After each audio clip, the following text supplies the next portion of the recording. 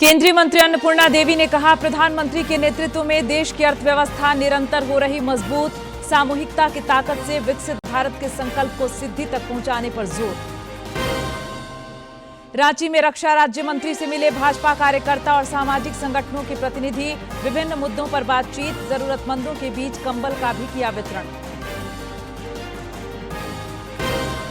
रांची के बुढ़मू थाना क्षेत्र से हत्या मामले में 4 आरोपी पकड़ाए।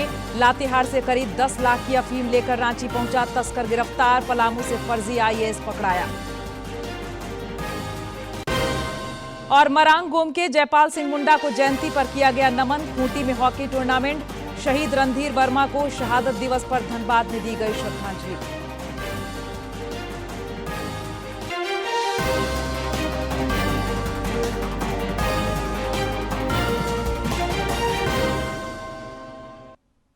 नमस्कार, खबरें झारखंड में आपका स्वागत है। मैं हूं प्रियंका और अब समाचार विस्तार से।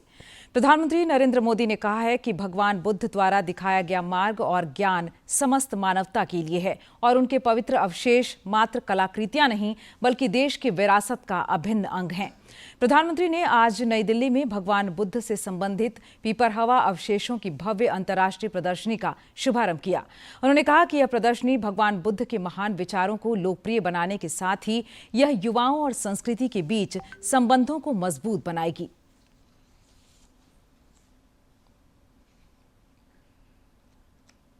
प्रधानमंत्री नरेंद्र मोदी ने राय पिथौरा सांस्कृतिक परिसर में भगवान बुद्ध के पवित्र पिपरवा अवशेषों की भव्य अंतर्राष्ट्रीय प्रदर्शनी का शुभारंभ किया।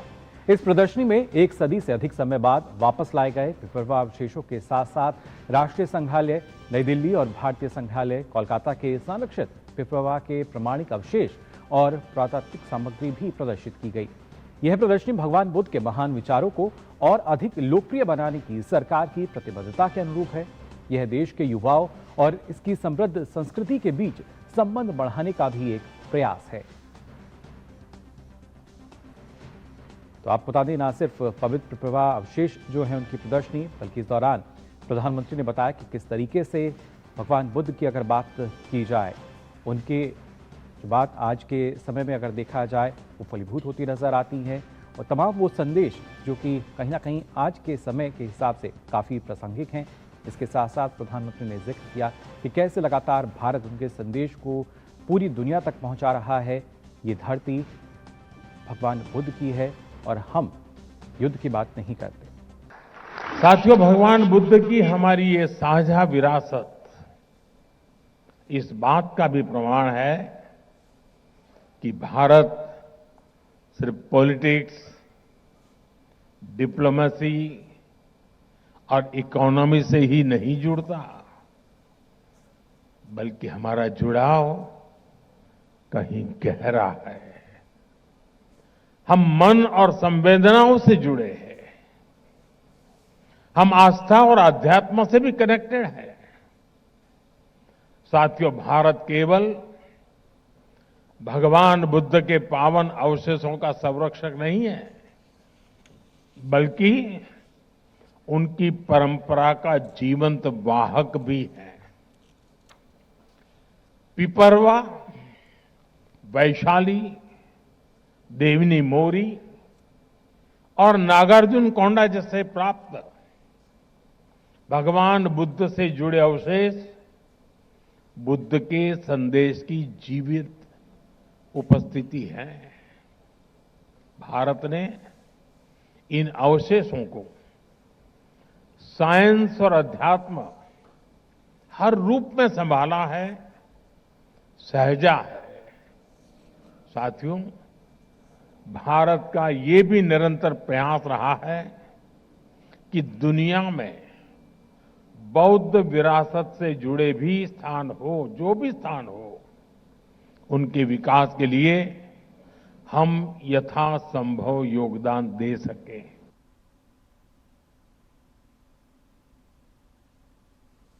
केंद्र सरकार के प्रयासों से देश में रेल सुविधाओं का लगातार विस्तार हो रहा है और विश्व स्तरीय सेवाएं यात्रियों को उपलब्ध कराई जा रही हैं। अब जल्द ही वंदे भारत स्लीपर ट्रेन की सौगात भी देशवासियों को मिलेगी। रेल मंत्री अश्विनी वैष्णव ने गुवाहाटी कोलकाता के बीच चलने वाली पहली वंदे भारत स्लीपर ट्रेन का निरीक्षण किया। इस दौरान उन्होंने ट्रेन के सुरक्षा मानकों और यात्री सुविधाओं का जायजा लिया।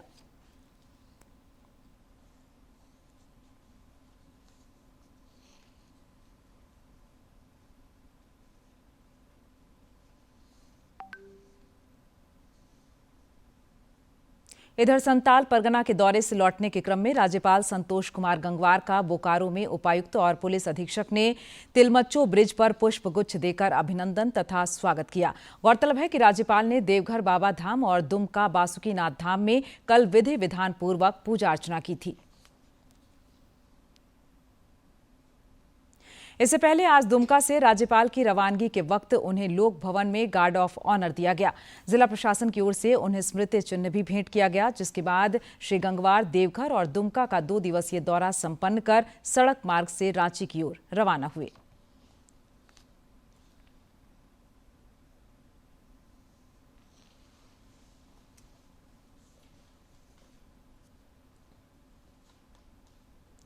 केंद्रीय मंत्री अन्नपूर्णा देवी ने कहा है कि प्रधानमंत्री नरेंद्र मोदी के नेतृत्व और निर्देशन में देश का चहुमुखी विकास हो रहा है तथा भारत की अर्थव्यवस्था निरंतर मजबूत हो रही है।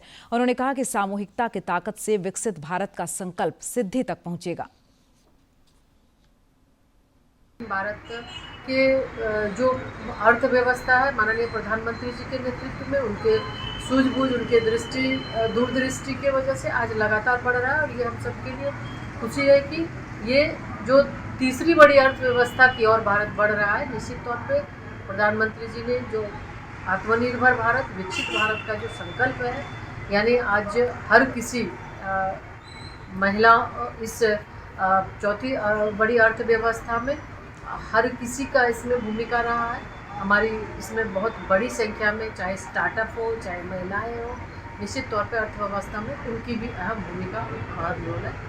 तो ये देश के लिए गौरवान्वित होने वाला है और लगातार ये जो विकसित भारत का संकल्प 2047 का है, तो इसी रास्ते आगे जाएगा। रक्षा राज्य मंत्री सह रांची सांसद संजय सेठ के आवास पर आज भाजपा कार्यकर्ताओं और सामाजिक संगठनों के प्रतिनिधियों ने मुलाकात की। इस दौरान समसामयिक विषयों पर बातचीत हुई। श्री सेठ को मिलने वालों ने मांग पत्र भी सौंपा। इस दौरान रक्षा राज्य मंत्री ने राज्य और संसदीय क्षेत्र के विकास और जन कल्याण की प्रतिबद्धता दोहराई।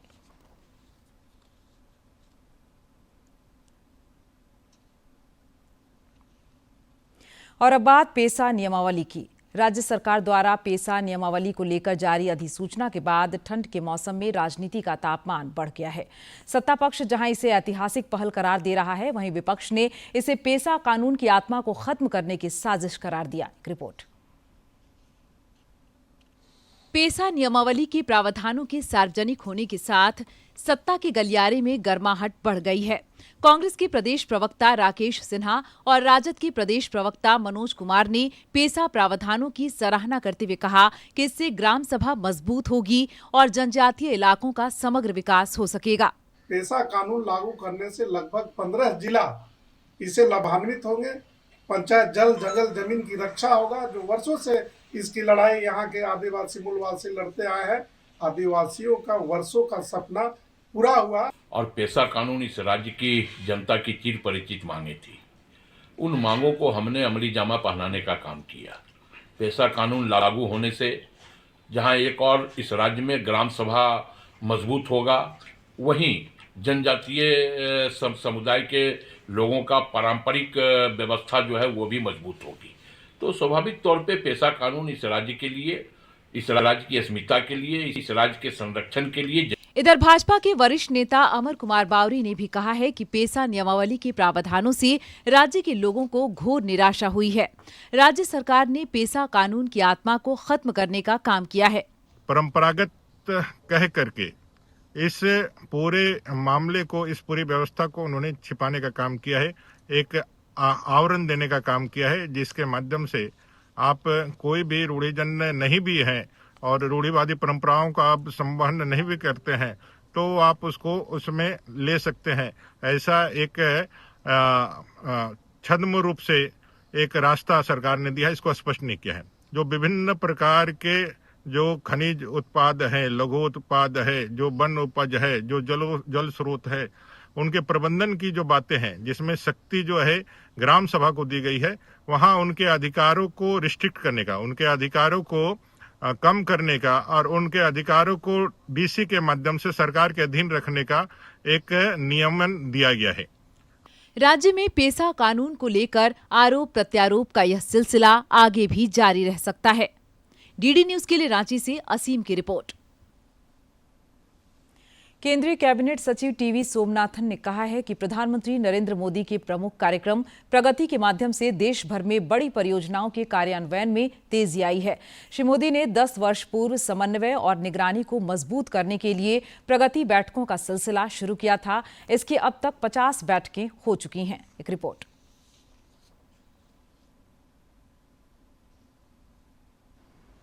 देश में सुशासन को बढ़ावा देने और कार्यक्रमों को समय पर कार्यान्वित करने के लिए निगरानी हेतु बनी आईसीटी प्लेटफॉर्म प्रगति की 50वीं बैठक के बाद कैबिनेट सचिव डॉक्टर टीवी सोमनाथन ने कहा कि ये प्रगति प्लेटफॉर्म भारत के शासन के लिए एक परिवर्तनकारी कदम है। उन्होंने कहा कि प्रधानमंत्री ने डेवलपमेंटल प्रोजेक्ट्स में लागत और समय की देरी की समस्या से निपटने के लिए प्रगति की अवधारणा पेश की थी।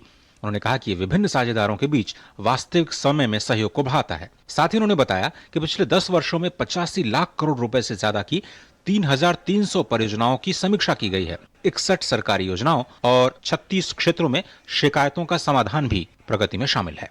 It is basically a mechanism which deploys a technology-based platform for project monitoring, for citizens' grievance redressal, and for reviewing scheme implementation. But it does this through active collaboration of central ministries and state government. In terms of projects, it has so far covered over 3,300 projects worth 85 lakh crores. This includes both projects which had a problem and projects which did not have a problem. I am not suggesting that all 3,300 faced problems, but this is the portfolio of projects that Pragati has handled in this period of time. 61 government schemes other than projects have also been reviewed in Pragati.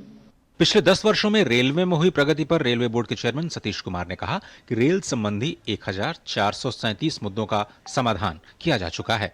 As far as the Indian Railway is concerned, if you just see the figures for the railways, it was 427 projects, and roughly 38% of that has been completed. It is really remarkable, and rest of others are also in the advanced stage of completion, and such reviews plays a very important role. What CAPSEC has already mentioned, that if you just see the number of issues involved, there was 1568, and out of that 37 has already been resolved. Issues largely related to the land acquisitions, forests, right of ways, they are the very important one. सड़क परिवहन और राजमार्ग मंत्रालय के सचिव we Umashankar ने कहा कि परिवहन क्षेत्र में बुनियादी ढांचे का तेजी से विस्तार हुआ है और पिछले 11 वर्षों में राष्ट्रीय राजमार्गों की संख्या में 60% की बढ़ोतरी दर्ज की गई है। So in terms of the network growth, the highways network has seen a 60% growth over the last 11 years, and the reach of the national highways is visible across the country. In terms of construction, the pace of construction had also accelerated, and you had a lot of new players who came into the construction sector, which really pushed up the pace of construction. High-speed corridors, which was a new innovation that was developed over the last 8-9 years, is now seeing a rapid growth. And every year now you're seeing almost about 1,500 kilometers of the high-speed corridors being completed and delivered on the ground. विद्युत मंत्रालय के सचिव पंकज अग्रवाल ने कहा कि विद्युत क्षेत्र में 90% से ज्यादा समस्याओं का समाधान हो चुका है। साथ ही नवीकरणीय ऊर्जा में 300% की बढ़त दर्ज की गई है। The Ministry of Power posed 416 projects under the Pragati monitoring system. I am happy to inform that 237 projects have already been commissioned. Most of the issues we faced are related to right of way, forest and wildlife clearance, and also the land acquisition. About 70% of the issues relate to these three areas. In terms of number of issues which have been addressed, you will notice that more than 90% of the issues have already been addressed. Cabinet सचिव doctor TV Somanathan ने बताया कि Oxford university की report में भी ये बताया गया है कि प्रगति प्लेटफॉर्म एक ग्लोबल बेस्ट प्रैक्टिस है और डेवलपिंग इकोनॉमी के लिए दोहराने लायक मॉडल है। ब्यूरो इनपुट्स के साथ अजय मिश्र, डीडी न्यूज। झारखंड राज्य आवास बोर्ड के अध्यक्ष संजय लाल पासवान ने आज धनबाद में अधिकारियों के साथ बैठक कर पुराने फ्लैट, मकान और आवास बोर्ड के भूखंड की स्थिति का आकलन किया। इस दौरान पत्रकारों से बातचीत करते हुए उन्होंने बताया कि धनबाद में भी फ्लैट अब लॉटरी के माध्यम से आवंटित किए जाएंगे। श्री पासवान ने बोर्ड के जर्जर हो चुके आवासों को लोगों से छोड़ देने की अपील की ताकि जान माल की क्षति से बचा जा सके। उन्होंने अतिक्रमणकारियों को भी कड़ी चेतावनी दी।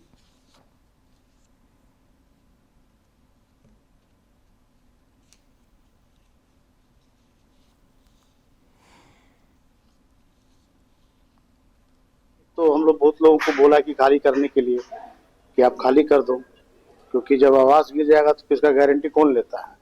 हमने नोटिस दिया है, बार बार डिवीजन से नोटिस गया है कि इसको खाली किया जाए और जल्द से जल्द खाली किया जाए। अगर किसी तरह का कोई घटना घटता है तो इसका बोर्ड जिम्मेवार नहीं होता है।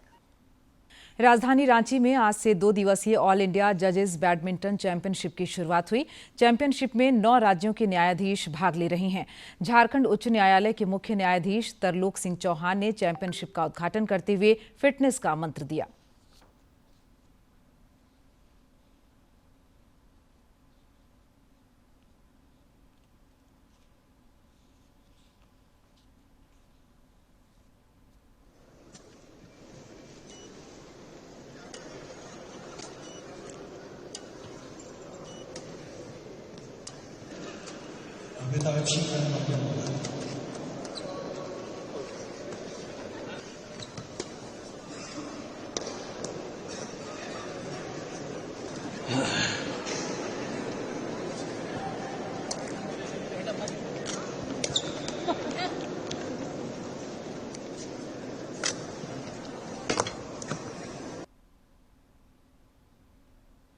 रांची के बुढ़मू थाना क्षेत्र में एक हत्याकांड का पुलिस ने महज 48 घंटे के भीतर खुलासा करते हुए 4 आरोपियों को धर दबोचा है। पुलिस ने हत्या में प्रयुक्त हथियार भी बरामद कर लिए हैं। रांची के रूरल एसपी प्रवीण पुष्कर ने इसे पुलिस के लिए बड़ी सफलता बताया। रांची में इन दिनों मादक पदार्थों के तस्करों पर भी पुलिस का शिकंजा कसता जा रहा है। लातेहार से करीब 10 लाख रुपए का अफीम लेकर रांची पहुंचे एक तस्कर को पुलिस ने लोअर बाजार थाना क्षेत्र से गिरफ्तार किया है। इस अफीम की बड़ी खेप को कहीं दूसरी जगह खपाने की योजना थी। गुप्त सूचना पर पुलिस ने मंसूबे पर पानी फेर दिया। पलामू के हुसैनाबाद से एक फर्जी आईएएस पकड़ा गया है। यह शातिर ठग भूमि विवाद संबंधी पैरवी के लिए हुसैनाबाद थाना पहुंचा था और खुद को ओडिशा कैडर का आईएएस बता रहा था। संदेह पर जब पुलिस ने जांच की तब उसका भंडाफोड़ हुआ। पुलिस ने उसे गिरफ्तार कर लिया है।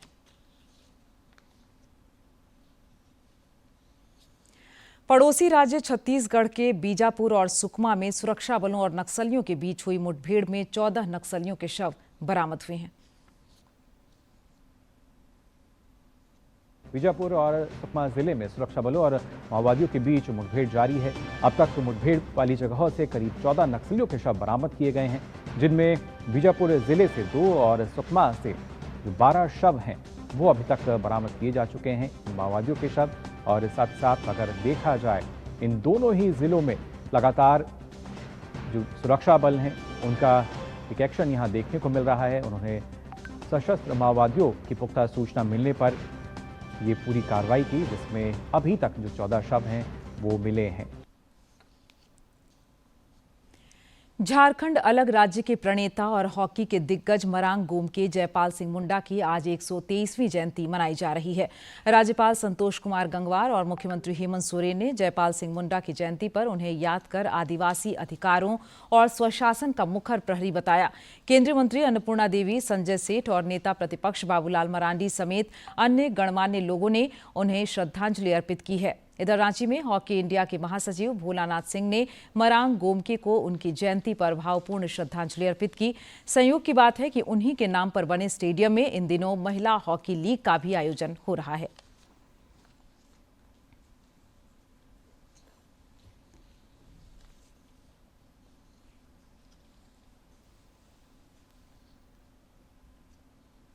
रक्षा राज्य मंत्री संजय सेठ ने भी मरांग गोमके को उनकी जयंती पर उन्हें याद करते हुए नमन किया। श्री सेठ ने कहा कि उनका जीवन और आदर्श सदैव प्रेरणा स्रोत बना रहेगा। रक्षा राज्य मंत्री ने जरूरतमंदों के बीच कंबल का भी वितरण किया। इस दौरान कई लोग मौजूद रहे।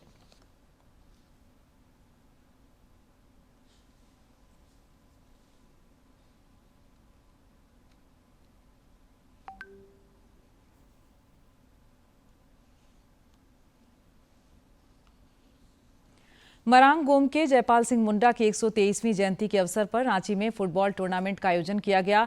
राज्यसभा सांसद महुआ माझी ने टूर्नामेंट का विधिवत शुभारंभ कर खिलाड़ियों का हौसला बढ़ाया।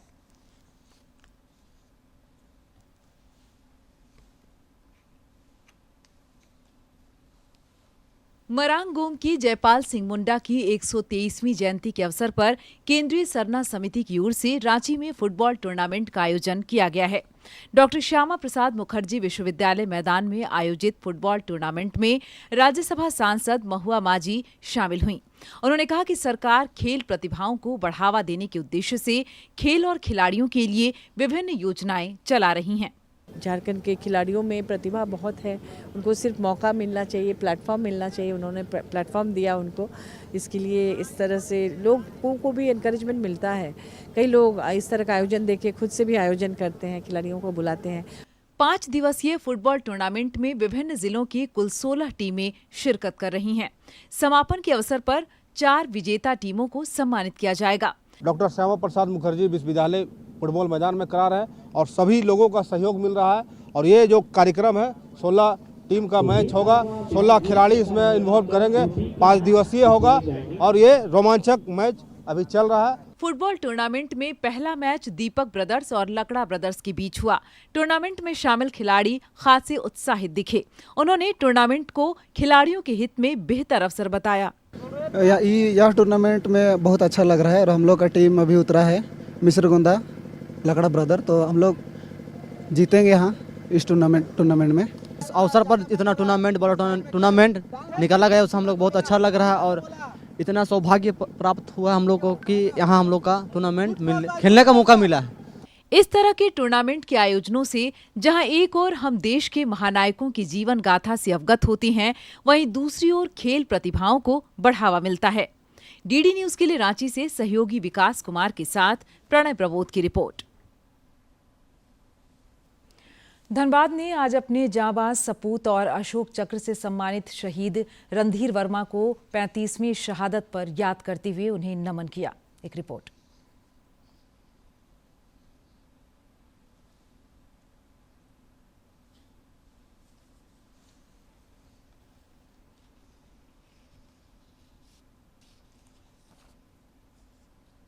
धनबाद के रणधीर वर्मा चौक पर आज आस्था, देशभक्ति और संगीत का अद्भुत संगम देखने को मिला।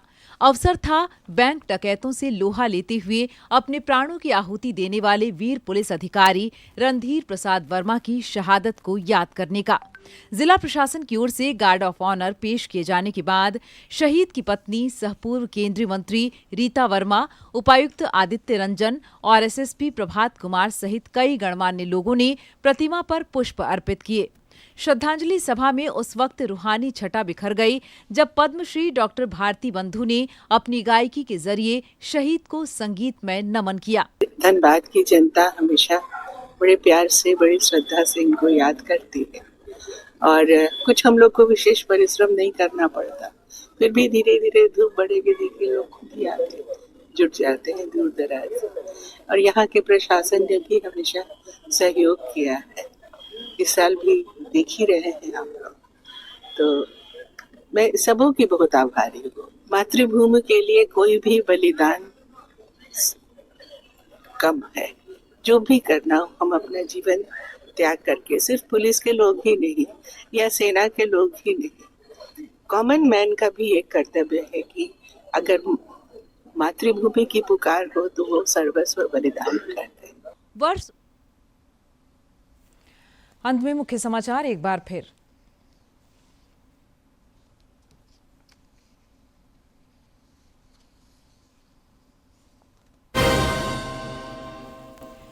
केंद्रीय मंत्री अन्नपूर्णा देवी ने कहा, प्रधानमंत्री के नेतृत्व में देश की अर्थव्यवस्था निरंतर हो रही मजबूत, सामूहिकता की ताकत से विकसित भारत के संकल्प को सिद्धि तक पहुंचाने पर जोर।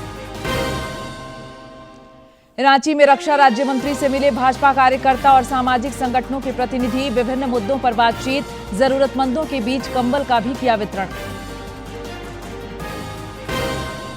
रांची के बुढ़मू थाना क्षेत्र से हत्या मामले में 4 आरोपी पकड़ाए, लातेहार से करीब 10 लाख की अफीम लेकर रांची पहुंचा तस्कर गिरफ्तार, पलामू से फर्जी आईएएस पकड़ाया।